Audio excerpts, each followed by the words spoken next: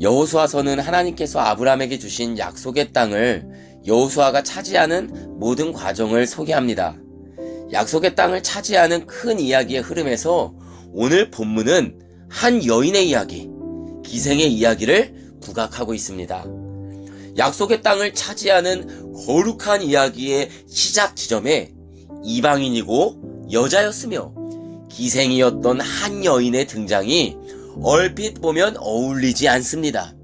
그러나 이 여인은 마태복음 1장에서는 예수 그리스도의 조상으로, 히브리서는 믿음의 선진으로, 또한 야고보서에서는 아브라함과 같은 반열에 선 행동하는 믿음을 가진 여인으로 소개됩니다.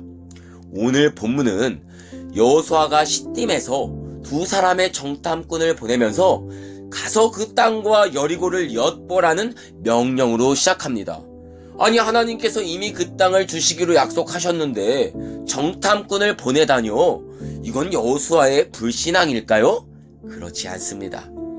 여호수아는 하나님께서 이미 이 땅을 주시기로 약속하셨기 때문에 그 약속에 근거하여 그냥 돌격 앞으로를 외치지 않고 담대한 믿음의 파도를 탑니다. 여리고에 가기 전에 필요한 정보들, 또 필요한 내용들을 파악하기 위해 정탐꾼을 보내는 것이죠. 기적에 대한 주권은 하나님께 있죠. 우리는 주신 약속을 믿고 두려움 속에 두려움을 뒤로하고 앞으로 나아가야 하는 것입니다.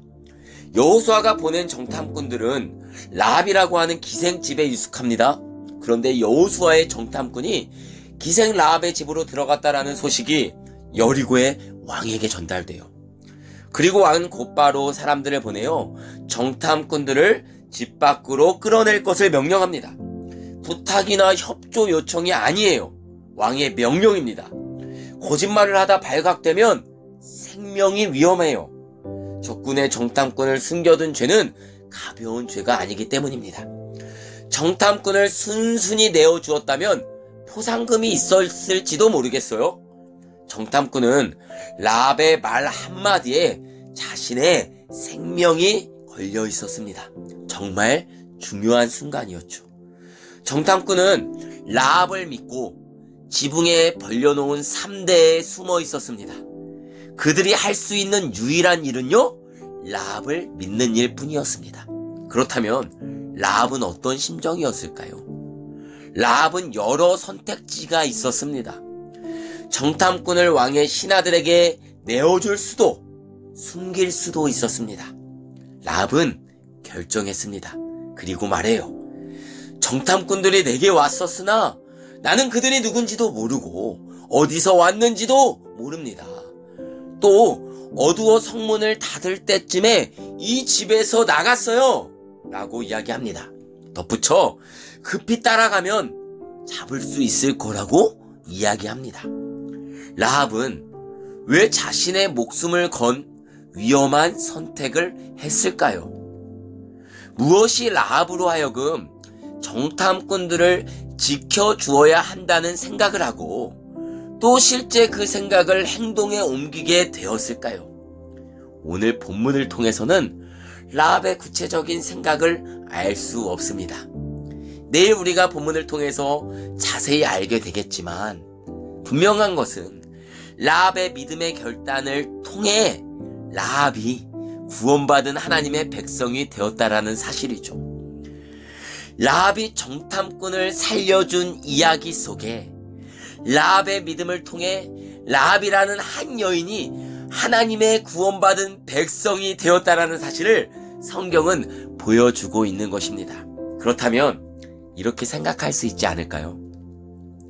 예수님께서 수가성에 사는 한 여인을 만나기 위해 사마리아 지역을 통과하셨던 것처럼 예수님께서 삭개오 한 사람을 구원하기 위해서 여리고 지방을 지나셨던 것처럼 예수님께서 제자들과 풍랑이는 바다 갈릴리 호수를 통과하여 귀신 들린 청년을 만나셨던 것처럼 하나님께서는 무너지고 정복될 여리고성에 하나님에 대해 듣고 알고 하나님을 믿고 그 믿음을 행동에 옮기는 이 한 여인을 구원하기 위해서 정탐꾼을 라합의 집에 인도한 것은 아닐까요?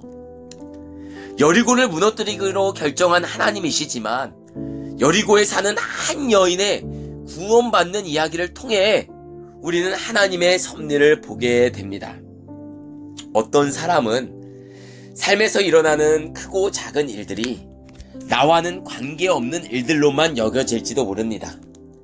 어떻게 보면 이 여인도 이스라엘에서 보낸 정탐꾼이 자기와 무슨 관계가 있겠습니까?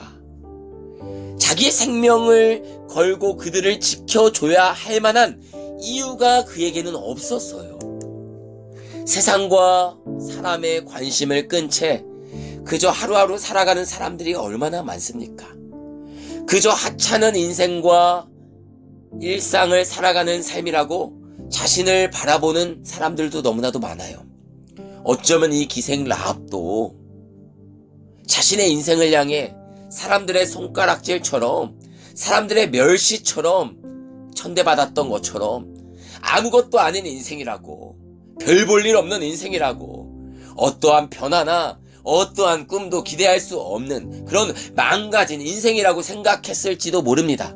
하지만 이 한 여인은요, 광야에서부터 들려오는 하나님에 대한 소식을 들었어요. 하나님이 행하신 일에 대한 그 이야기들을 그냥 들었을 뿐만 아니라 그 하나님이 나의 하나님이 될 수도 있다라는 생각을 했던 것 같습니다. 사랑하는 성도 여러분, 오늘 하나님께서는 정탐꾼과 기생 라합의 만남을 통해 한 여인의 삶이 하나님의 섭리와 구원의 계획 안에 있음을 우리에게 보여줍니다. 삶의 크고 작은 일들에서 하나님의 섭리를 발견할 수 있다는 것, 거대한 세상 속에서 여러 상황과 조건에 비추어 하찮아 보이는 나의 인생이 작게 보이는 나의 초라한 삶이 하나님이 보실 때에는 온 우주와도 바꿀 수 없는 그런 소중한 존재라는 사실 기억하는 저와 여러분이 되기를 바랍니다. 사회적으로 비난받고 멸시받았던 한 여인 라합은요, 오늘 보여준 믿음의 삶, 용기 있는 선택과 결단을 통해 아브라함 반열의 믿음의 선진으로 성경에 기록되었어요. 예수님의 족보에 올라가는 영광을 얻게 되었습니다. 믿음은 추상적이고 관념적인 생각이 아닙니다. 하나님에 대한 생각, 하나님을 향한 마음이 그 믿음이 삶으로 흘러나오는 것입니다. 믿음의 말, 고백, 선포가 중요한 것처럼 그 말과 고백과 선포에 합당한 삶, 행위 또한 중요합니다.